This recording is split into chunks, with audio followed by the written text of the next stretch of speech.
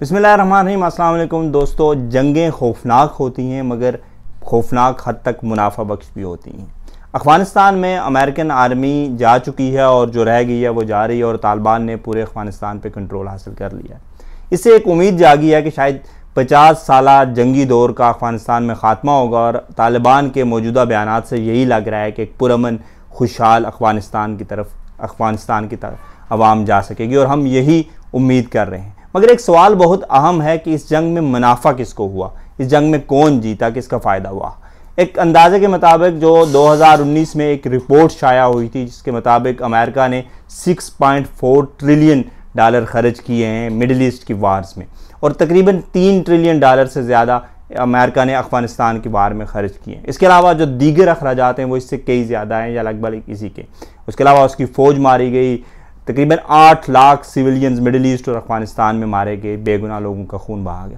مگر اس سب میں کس کو فائدہ ہوا اور امریکہ نے یہ جنگیں کیوں کی؟ یہ سوال بہت اہم ہے۔ کہنے کو تو یہ بہت آسان ہے کہ یہ تہذیبوں کا تصادم ہے، وہ چونکہ غیر مسلم ہیں اور مسلمان ممالک پہ قبضہ کرنا چاہ رہے ہیں۔ مگر ہم دیکھتے ہیں کہ بہت سے ایسے مسلمان ملک جہاں سے ان کے اچھے تجارتی تعلقات ہیں اور ان کو فائدہ ہو رہا ہے، ان سے وہ کبھی جنگ کے لیے نہیں جا رہے اور ان سے انہیں کوئی پرابلم نہیں۔ تو پھر ایسے ممالک میں وہ کیوں جاتے ہیں اور آخر اتنے زیادہ ٹریلینز آف ڈالرز، اتنی بڑی رقم خرچ کر کے انہیں حاصل کیا ہوا؟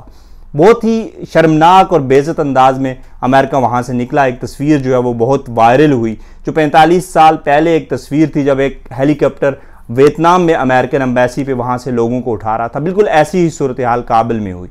مگر اس سب شرمناک صورتحال سے امریکہ کو کیوں سامنا کرنا پڑا؟ وہ افغانستان میں، عراق میں، شام میں کیوں آیا تھا اور اس نے اس سے کیا کمایا؟ یہ سوال جاننے کے لیے، اس سوال کا جواب جاننے کے لیے ہم ان فیکٹس اینڈ فیگرز کو دیکھیں گے کہ امریکہ کی اس ساری جنگ سے کیا حاصل ہوا۔ دوستو، جب امریکہ عراق میں آیا تھا تو اس سے پہلے عراق میں جو تیل کی انڈسٹری تھی وہ نیشنلائز تھی، یعنی عراق کی قومی ملکیت تھی اور اس کا پیسہ عراق کی عوام کو جاتا تھا، عراق کی حکومت کو جاتا تھا اور بالواسطہ طور پہ جو عراق کی عوام ہے ان کو جاتا تھا۔ مگر جب امریکہ وہاں پہ آیا اور اس نے وہاں پہ تیل کو لوٹا تو وہ جو انڈسٹری تھی امریکہ کے جانے کے بعد، ایون کہ وہاں عراق میں گورنمنٹ بھی بن گئی، مگر وہ مختلف کمپنیوں کو بیچ دی گئی، یعنی ٹھیکہ دے گیا، جس میں BPS، شیل، ہیلیسٹون اور اس طرح کی جو کمپنیاں تھیں ان کو دے دیا۔ اس میں ایک کمپنی ایسی تھی جس کے جو آنر تھے یا جس کے جو پریزیڈنٹ تھے وہ ڈک چینی تھے، جو نائب پریزیڈنٹ تھے امریکہ کے۔ اور جو ہی ڈک چینی نائب پریزیڈنٹ بنے امریکہ کے، وہ اس کمپنی کی آنرشپ سے یا اس کی چیئرمینشپ سے تو نیچے آ گئے، مگر پھر بھی جو میکسیمم شیئرز تھے وہ ان کے پاس ہی رہے۔ اور اچانک سے ایک شور پڑا کہ جی عراق کے پاس کیمیکل ہتھیار ہیں، نیوکلیر ویپنز ہیں، یہ ہے وہ ہے، مختلف بہانوں سے امریکہ عراق پہ حملہ کرتا ہے اور وہاں پہ تیل انڈسٹری کو جو ہے وہ پرائیویٹ کر دیا جاتا ہے۔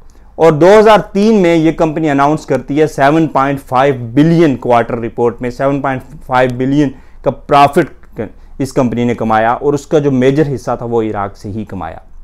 یہی کچھ صورتحال افغانستان میں بھی رہی۔ یہاں پہ ایک فلائر کمپنی تھی، اس کو بڑے بڑے ٹھیکے دیے گئے ڈیفینس کے۔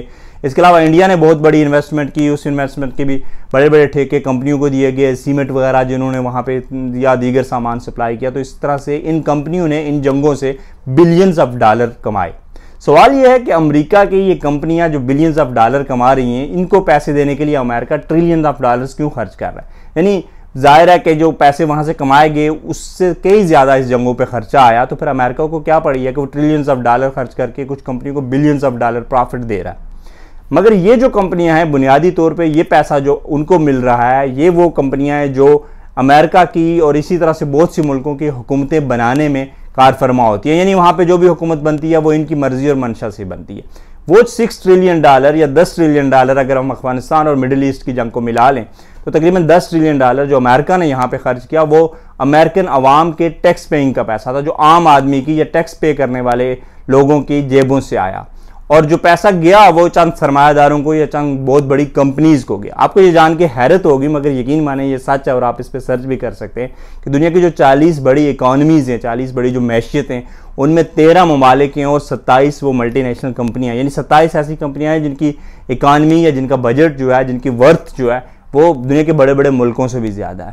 تو یوں جنگیں ایک ایسا طریقہ کار ہے کہ جس سے عام آدمی کسی کی جیب سے پیسہ نکال کے چند بڑی کمپنیاں جو ہیں ان کی جیبوں میں بھرا جاتا ہے۔ بڑا ایک فیمس فکرہ ہے، ایک بڑا فیمس کوڈ ہے کہ پہلے جنگیں جو ہیں جب پہلے اسلحہ تھا وہ جنگوں کے لیے کیا جاتا تھا کیونکہ جنگیں لڑی جاتی تھی، جنگیں لڑنے کے لیے اسلحہ تیار کیا جاتا تھا، مگر اب اسلحہ بیچنے کے لیے जंगें तैयार की जाती है। और न सिर्फ असलाह बेचने के लिए, बल्कि वो जितने भी प्रोजेक्ट्स लॉन्च होते हैं जो किसी मुल्क में जब कोई हमला होता है, जंग होती है, वहाँ पर जो डिफेंस पे अखराजात होते हैं, जो दीगर ठेके दिए जाते हैं, वो इन्हीं बड़ी बड़ी कंपनियों को दिए जाते हैं और इन्हीं बड़ी बड़ी कंपनियों को इन जंगों से फ़ायदा होता है। ये बहुत एक दर्दनाक सूरत हाल है आम आदमी के लिए, चाहे वो अमेरिका का हो चाहे अफगानिस्तान का हो। ज़ाहिर है कि इस जंग में सबसे ज़्यादा खून आम आदमी का ही बहता है, और अफगानिस्तान में तो ज़ाहिर है कि बहुत ज़्यादा तादाद में आम आदमियों को यहाँ पे शहीद किया गया, और एक लंबे अरसे से अफ़गानी एक अजीब कर्बनाक कैफियत में है। इसलिए दोस्तों मैं समझता हूँ कि मुझे, आपको, हम सब को जंग की हमेशा मुखालफत करनी चाहिए